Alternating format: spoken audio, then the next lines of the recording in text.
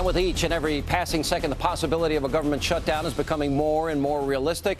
Now, the clock that you are looking at right now will strike zero at the very moment that the continuing resolution expires next Friday. That's April the 8th.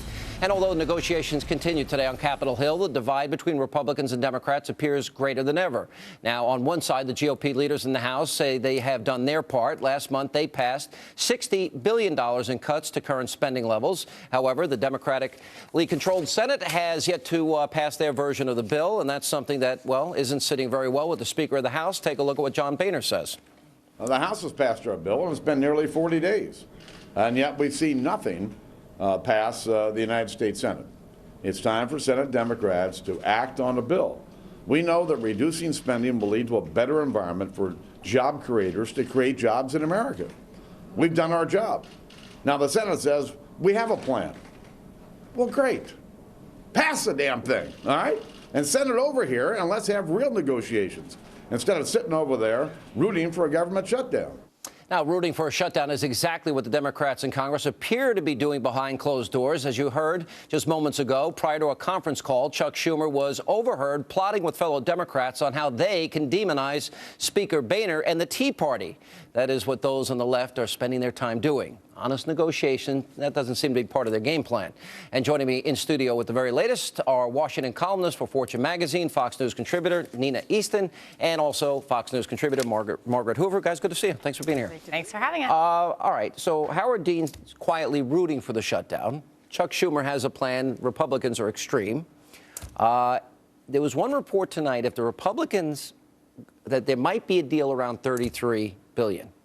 Now, I contend if they do that, they will have lost all credibility with the people that voted them into office. Even after a series of weeks and weeks and weeks of passing continuing resolutions where they're saving $2 billion a week, They you promised, think they'd what did they still promise? be losing? What was the promise that they told the country?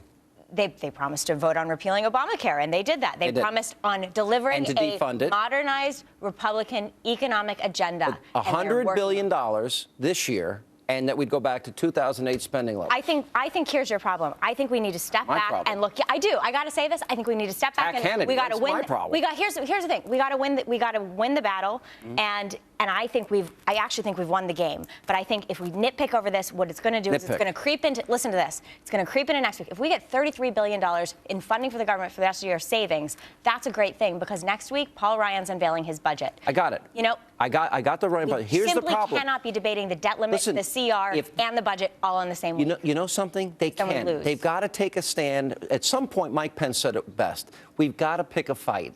And if they don't fulfill their promise, which created this historic midterm election, I will tell you, because I talk to people every day for 3 hours, I read their emails, there will be fury among conservatives like myself and in the Tea Party. Let me inject a little political reality in here, Sean. For one thing, the Republicans control the House. Democrats control the Senate. Democrats control the White House. Right. People are fed up. Americans at large are fed up with the fact that nothing ever happens in this Congress. Congressional approval ratings are, as we know, in the tank because nobody compromises, nobody gets anything done. A. B. When Republicans forced a shutdown of the government in 95, 96, people blamed the Republicans 2-1. You know, and this redounded to this helped Bill Clinton. You're talking to one slice of the voting public. I'm talking to the slice of the voting public that but what do you do? This was the biggest midterm election win in 70 years. I'm going to tell you, I will tell you, I will be one of them that feels betrayed because they made a promise. If people are angry at anything, it's politicians not keeping their word. But where does pragmatism hit the road? Where does the rubber hit the road, Sean? I mean, ultimately, look, I want $100 billion saved as well. But I also want a modern Republican fiscal agenda that we can sell that we can deliver to the Tea Party. Margaret, if you can't cut $100 billion of a $3.7 trillion budget with a $1.65 trillion deficit, if you can't do $100 billion, you're never going to hit entitlement reform because you're not showing political courage. But you're doing it on your side. The Republicans deliver it. They voted on it 40 days ago and they won. Now stick to it. What do we do about the Senate? Stick to it. So you're encouraging a shutdown. You think we should shut down the government? You fund all essential aspects of the government, including Social Security, Medicaid, the military. Basically, John, foreign aid stops. And then what? And then what? And then you just wait. And then what? Then you just wait. You just wait. You really think the Democrats who rightly believed that the Republicans will be viewed as extremists? Let me finish. Yeah. Schumer and Howard Dean are absolutely right that a big section of the American public will view Republicans as extremists if it shuts down. So how will this help Republicans who need to control Republicans who let me get a word in. All right, go ahead. Republicans who need to control who you want to set up Republicans to win the Senate and the White House in 2012? Shutting down the government is not the way to do it. And I am betting. Okay. Well, I am betting. I'll let you have a word. Thank you. Yes, it's welcome to the News. But in all seriousness, I'm betting that the people in this country see that we're robbing our children blind. I am betting that the people in this country, when they talk about 61 billion of 3.7 trillion, if they can't cut this, they will never get to the business of significant, real, entitlement, balanced budget reform. The only way we're ever going to get to significant, real, balanced reform if we get the Senate back and if we get the White House back. We have to wait. We can't polarize everyone in the meantime because then they're not going to vote for us. So the promises they made, which is the equivalent of read my lips, no new taxes, they're just going to deny what they promised. I think you do the Tea Party and the Republican Party a disservice by painting it by in such holding them black accountable? and white. They promised $100 billion in cuts this year. And they delivered it Not the best 100. they could. Best The absolute 33. best they could. The rubber hits the road somewhere, Sean. 33. We've got a Democratic Senate and a Democratic White they House. only We get could do the one-third best of what we they can. want. The best we Wow. can. $33 billion is more than nothing. Wow. It's not nothing. Can we look at how things should work? In the Senate, Dick Durbin, one of the most liberal senators there is, and Tom Coburn, one of the most conservative senators there is, actually agree on entitlement reform. They agree with the Presidential Commission, the Simpson-Bowles Commission. That's how we should be operating. That's what the American people want to see, is that kind of agreement. And actually, Tom Coburn has had to stand up to elements of the right who are all over his back to say, look, you have to compromise. You have to take I'm reading the electorate differently. You're reading it, they want everyone to get together and sing Kumbaya. No. I'm reading that the American people want principled promises kept, and compromises where you give up 2/3 is not principle. But what do you think?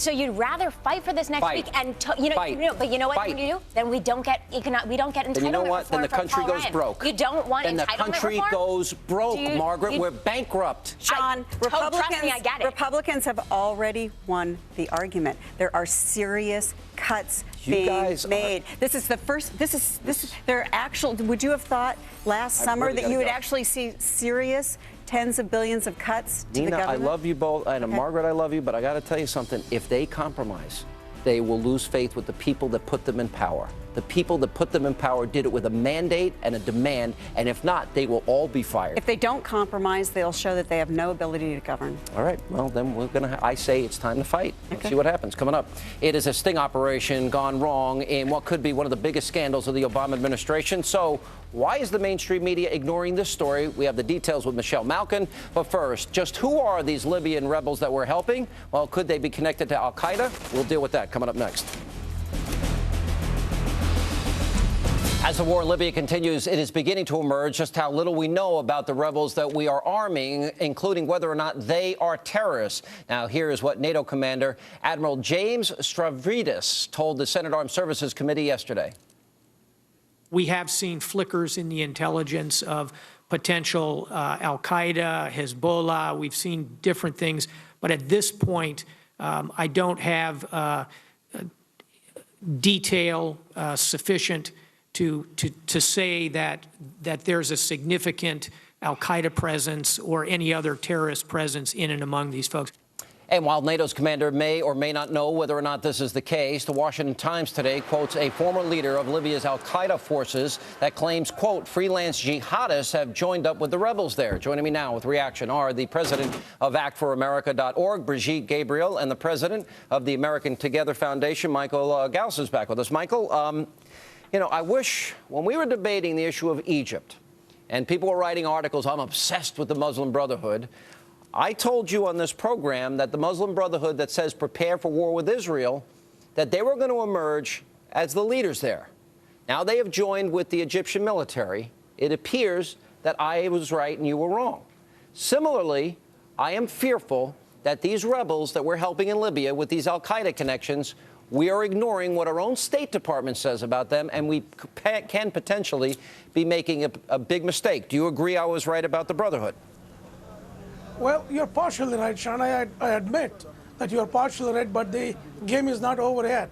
The freedom, the inspiration, the intensity of the freedom the people have is much stronger than the Brotherhood ever can muster. And the people will win at the end. Well, but the Muslim Brotherhood aligning with the Egyptian military is a pretty good sign of where Egypt is headed. And I wish I were wrong here. Brigitte?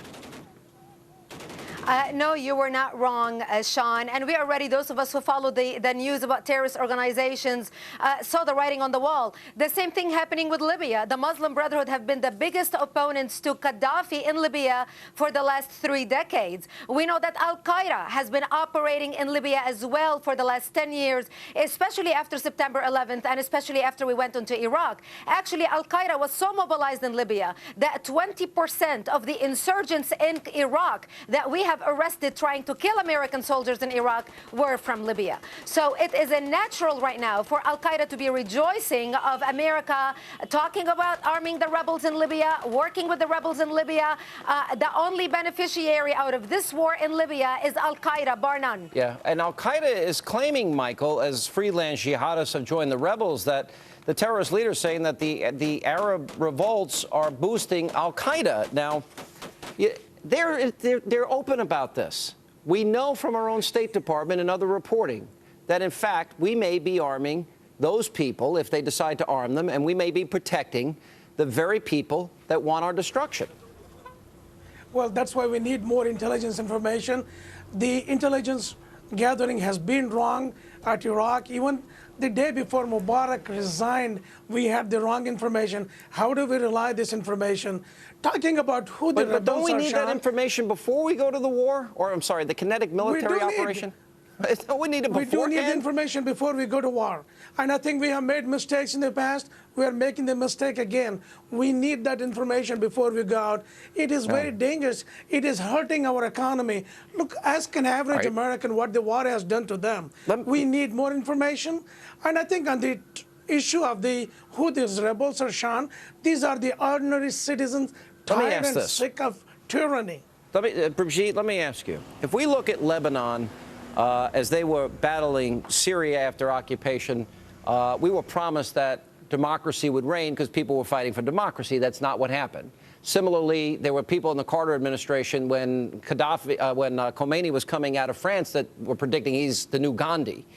Are we wrong to underestimate the radical jihadist influence in many of these countries? Polls in Egypt showed that the radical point of view was quite prevalent, almost 80%. Yes, we are wrong in underestimating them. And we don't even have to look that far back, Sean. Look what we did with the Mujahideen in Afghanistan. I'll never forget the scene out of Charlie Wilson's war when Charlie Wilson was standing with the Mujahideen chanting Allahu Akbar. Here's this American rejoicing that we defeated the Soviets by arming the rebel. Look what the Mujahideen, the Taliban, did to us in Afghanistan. We did the same thing in Bosnia. We went into Bosnia killing the Serbs who were the Christians and defending the Muslims and arming the Muslims. And who is turning against us? The Serbs. Actually, Osama bin Laden and al-Qaeda use the Balkans right now as a base against us. So we don't have to look at ancient history. We only have to look at the last 10 or 15 years and try to learn from our mistakes. You would think so. Sean, on the usage of the word Allahu Akbar, it is a common phrase used by Muslims. It is not a battle cry. The what is not a battle cry? The phrase Allahu Akbar. The Al-Qaeda terrorists use when they do something wrong. Michael, every time there's a terrorist attack, we hear Allahu Akbar. Every time.